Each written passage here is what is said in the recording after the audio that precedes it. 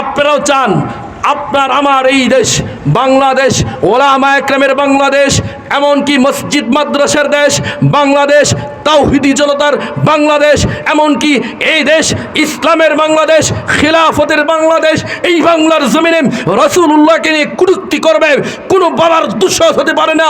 যে কোনো ব্যক্তি রাসূলকে নিয়ে কটূক্তি করবে জায়গায় পুঁতে ফেলবো। ঠিক কি রাসূল বলেন? সারা বাংলায় আলোড়ন সৃষ্টিকারী মুফতি হাম্মাদ হাসান একাডেমি কর্তৃক পরিচালিত কোর্স সমূহ: বিশুদ্ধ বাংলা উচ্চারণ, বক্তৃতা, আবৃত্তি ও উপস্থাপনা কোর্স, ভূমি জরিপ ও ডিজিটাল সার্ভে প্রশিক্ষণ, আরবি মিডিয়ামের মাধ্যমে অল্প সময়ে আরবি ভাষা শিখতে এসো আরবি শিখি কোর্স।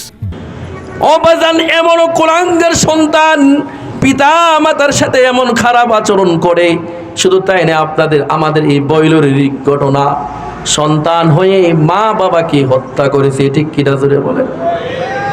আমাদের ত্রিশালের নজরুল একাডেমি ময়দানে বন্ধুকে হত্যা করেছে। বন্ধুকে হত্যা করে এই আয়াতের ভিতরে বাজান বন্ধু সম্পর্কে একটা ঘটনা, যে বন্ধুর খাতিরে এমন ঘটনা ঘটছে যেটা সামনে আসতেছে বুঝতে পারবেন। মক্কার অন্যতম মুশরিক সর্দার ছিলেন, যার নাম ছিল উকবা ইবনে আবি মুঈত। মক্কার অন্যতম কাফের মুশরিক সর্দার। তার একটা অভ্যাস ছিল, সে যখন কোনো সফর থেকে আসতো, সফর থেকে আসার পরে মক্কার যত বড় বড় ধনাঢ্য নেতৃস্থানীয় লোক আছে এদেরকে তিনি দাওয়াত করতেন। শুধু তাই না, মুহাম্মদুর রাসূলুল্লাহ সাল্লাল্লাহু আলাইহি ওয়াসাল্লামের কাছেও তিনি যাইতেন, তার সাথেও কৌশল বিনিময় করতেন। ঠিক একদিন তিনি মক্কার ওই উকবা ইবনে আবি মুঈত কোন সফর থেকে মক্কার যত বড় বড় লিডার আছে, সর্দার আছে, সকলকে তিনি দাওয়াত করলেন। তার বাড়িতে ভোজ অনুষ্ঠান করলেন, খাবারের অনুষ্ঠান। সবাইকে তিনি খাবার খাওয়াইবেন, এই জন্য সবাইকে তিনি দাওয়াত দিলেন। এমনকি মুহাম্মদুর রাসূলুল্লাহ সাল্লাল্লাহু আলাইহি সাল্লামকেও দাওয়াত করলেন। তো বাজান দাওয়াত করার পরে দাওয়াতে সবাই উপস্থিত হয়েছে, মুহাম্মদুর রাসূলুল্লাহর সামনে খানা পেশ করেছেন, সবাই খাইতেছে।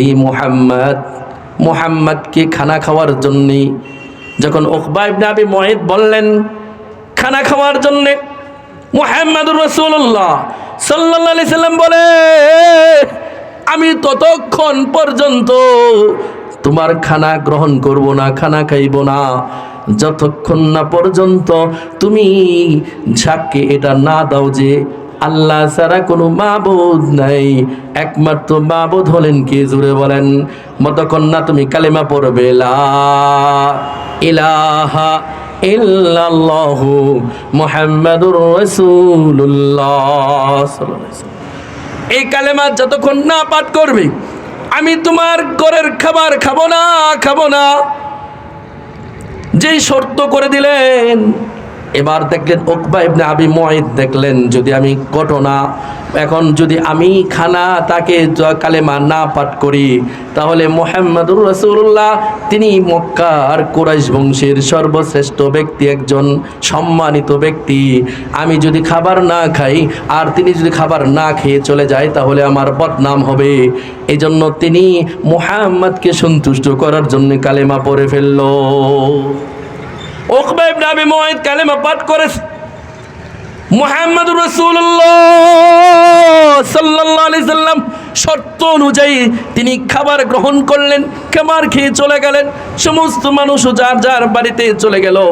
উকবা ইবনে আবি মুঈত দুঃখের বিষয় হলো, ও মুসলমান ভালো করে বুঝবেন, বন্ধু কিন্তু আমাদেরও বন্ধু আছে। আমরা যুবক যারা আছি আমাদেরও বন্ধু আছে, যারা বৃদ্ধ তাদেরও বন্ধু আছে না নাই? জোরে বলেন। ছোট্টবেলায় বাবারই বন্ধু থাকেন, কিন্তু বন্ধুর কারণে বন্ধু এমন হয়, বন্ধু যদি ভালো না হয় তাহলে কিন্তু কপাল পোড়া। মুসলমান মনে রাখবা, বন্ধু ভালো না হইলে দুনিয়াও ধ্বংস হয়, এমনও হয় আখিরাতও বরবাদ হয়ে যায়।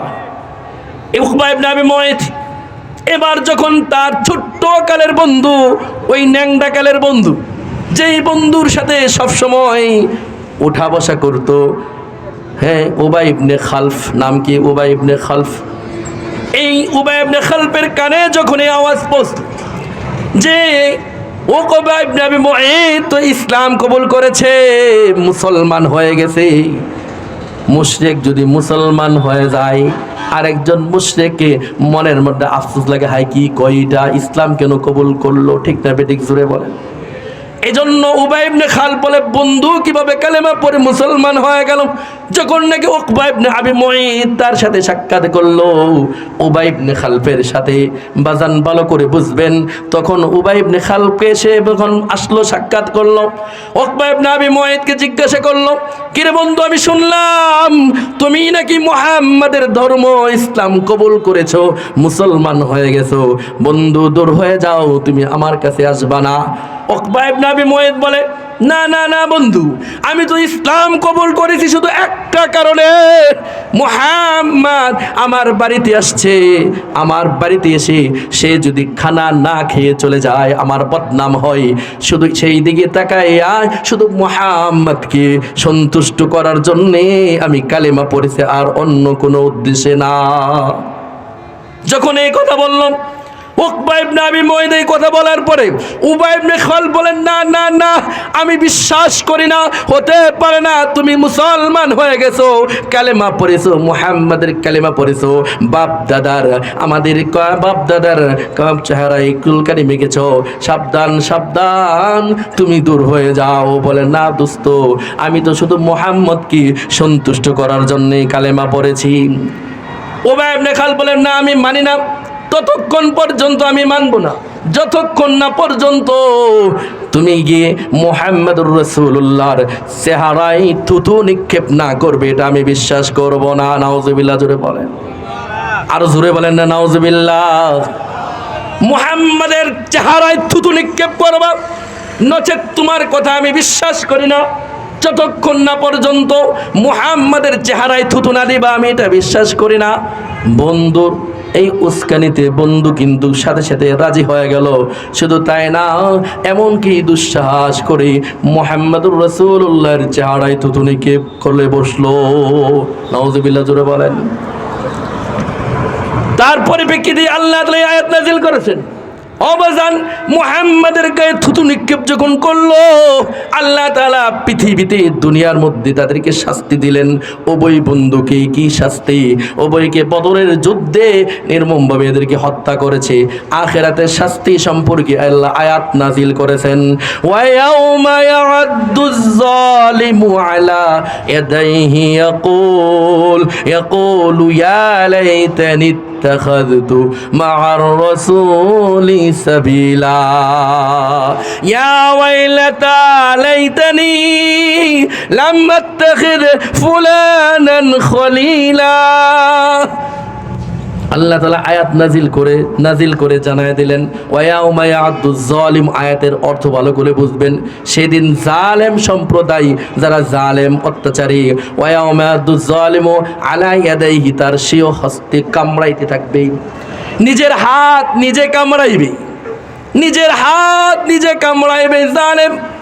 ওয়া ইয়াউমা ইয়া'আদ্দুজ যালিমু আলা ইয়াদাইহি ইয়াকুলু, এবং বলতে থাকবে, ইয়া লাইতানি ইত্তাখাযতু, হায় সেদিন যদি ইয়া লাইতানি ইত্তাখাযতু মা'আর রাসূলি সাবিলা, যদি আমি রাসূলের পথে চলতাম তাহলে কতই না ভালো হতো, ঠিক কিনা জোরে বলেন। ইয়া লাইতানি ইত্তাখাযতু মা'আর রাসূলি সাবিলা ইয়া ওয়াইলাতা লাইতানি, দুর্ভোগ আমার জন্য, ইয়া ওয়াইলাতা লাইতানি লাম আত্তাখিদ, আমি যদি অমুককে বন্ধু রূপে গ্রহণ না করতাম তাহলে আমার এই দুর্দশা হতো না, ঠিক কিনা? ঠিক বুঝে থাকলে বলেন তো।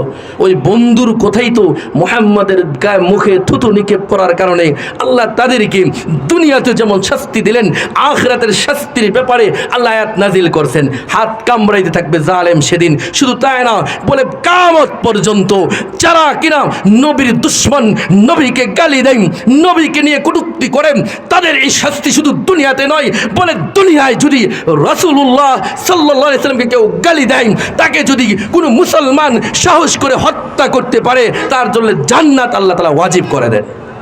জোরে বলেন না সুবহানাল্লাহ। এই জন্যই মুসলমান সতর্ক থাকতে হবে।